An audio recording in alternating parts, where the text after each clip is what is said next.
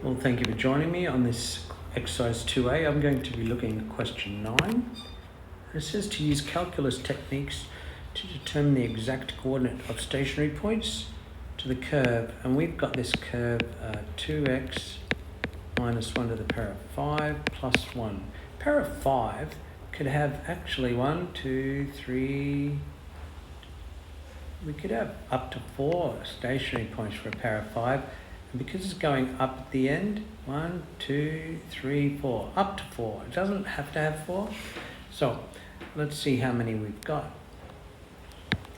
So we get the stationary points and we let our derivative equal 0. So dy dx will equal 5, 2x minus 1 to the power of 4 times the derivative of the bracket, which is 2. And the derivative of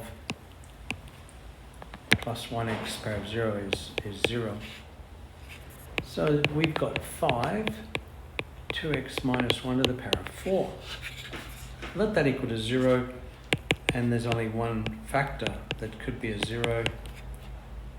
So 2x equals 1, so x is a half. So really there's only one stationary point, and that happens when x is a half. Let's look at the y value for that point. Would be 2 times a half minus 1 to the power of 5 plus 1. So it's 2 times a half, 1. 1 minus 1 is 0, and we get a 1. So we've got a stationary point at negative a half, 1.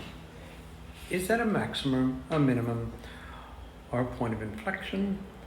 And because it's a cubic, it actually, because it only has one stationary point, it's going to be a point of horizontal inflection. But let's use calculus to get a 0 value.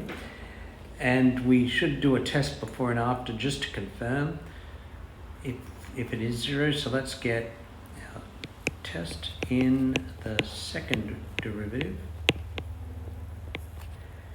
And our first derivative is, I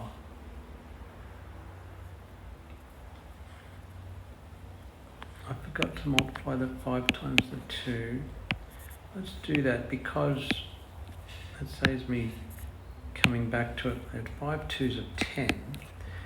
Okay, that's better, although it didn't make a difference to the turning point, but it does make a difference to the second derivative, because 4 times 10 is 40, and that's 2x minus 1 to the power of 3, now times by the derivative of that bracket is 2, and so let's fix this up, make it correct, not make the same mistake as earlier, my mistake. Okay. We want to substitute x equals negative a half, and we get the value 2 times negative a half is negative 1. Is it 2 times negative a half or positive a half? How did negative a half happen? Where did negative a half come from? Making too many mistakes in this question. It's all right, I'm tired, and I'm going to fix up my mistakes.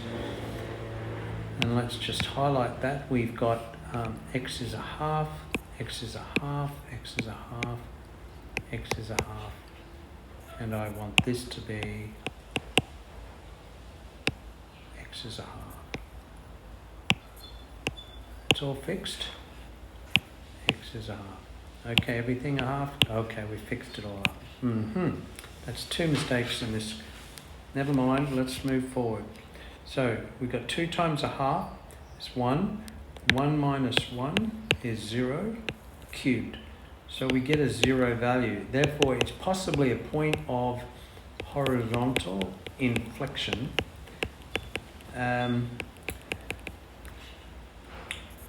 Let's do a test just to be sure before and after. So we've got 0.5, we've got 0.4 and 0.6. So if we pick a point just before it, just after. So dy dx, we know when x is a half, we know it's 0.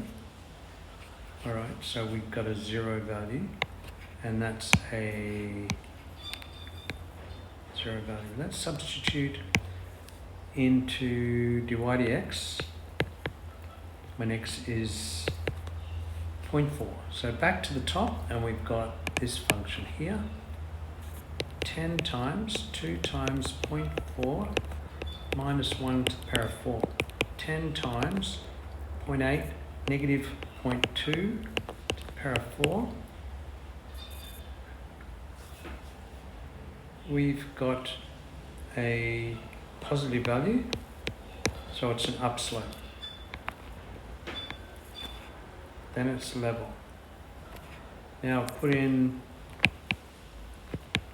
0.6, so 10 times 2 times 0.6 minus 1 to the power of 4. 10 times 1.2, 0.2 to the power of 4. It's still positive, so it's a positive, so it's going up again. So yes, it is in fact a point of inflection. Oh, we haven't had many of those in this exercise, so let's write down our result if I can. Therefore it's at half 1, it's a point of inflection. And there we have our answer. I hope this has helped. Until next time, stay happy.